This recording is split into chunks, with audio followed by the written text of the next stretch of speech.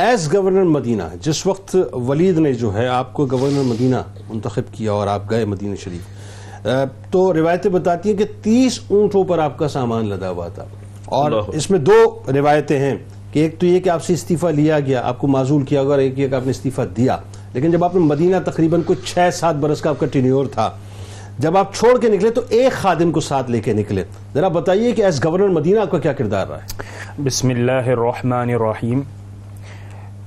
جنید بھائی، بنیادی طور پر ہمیں جس بات کے اوپر توجہ دینے کی ضرورت ہے وہ یہ ہے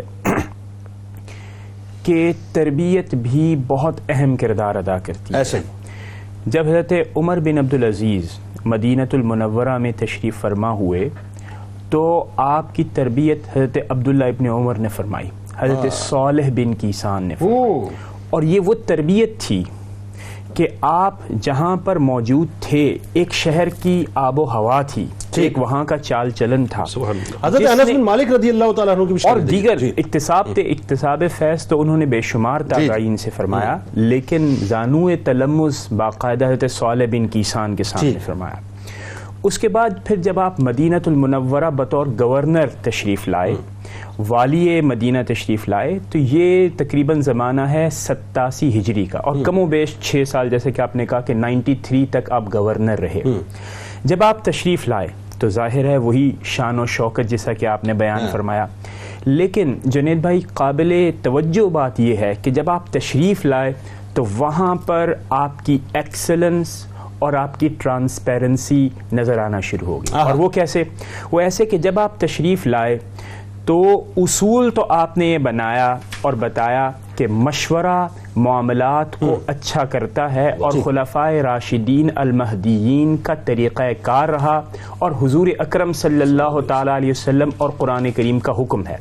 عملاً کیا فرمایا؟ جب آپ مدینۃ المنورہ میں تشریف لائے تو پہلی میٹنگ آپ نے علماء مدینہ سے فرمائی، فقہا جلیل القدر فقہا ہیں، اور فرمایا کہ وہ خبر جو کہ ظلم اور مظلوم کی ہو وہ آپ کی ذمہ داری ہے کہ آپ مجھ تک پہنچائیں. اگر مجھ تک نہ پہنچے، اس کا مطلب کیا ہوا کہ آپ تیار ہیں لوگوں کے ساتھ عدل و انصاف کرنے کے لیے. یعنی دوسرے لفظوں میں ایک اور بات بھی ہو گئی کہ جن کے اختیار میں حکومت تھی بنیادی طور پہ، ظاہر جو نچلی سطح پہ لوگ ڈپیوٹ ہوئے تھے، ان پہ آپ نے کراس چیک جو ہے علماء اور فقہاء کے ذریعے سے لگوا دیا. ایگزیکٹلی. اور انہوں نے یہ بھی کہا کہ میں اوپن ہوں، آپ مجھے مشورہ دیں. آپ تک کوئی خبر پہنچتی ہے جو کہ دربان اور جو اسٹیٹ مشینری ہے اس کی وجہ سے مجھ تک نہیں پہنچ پائے، اب آپ کی ذمہ داری ہے کہ ہم سب مل کر اس معاشرے کو عدل و انصاف کا گہوارہ بنائیں گے.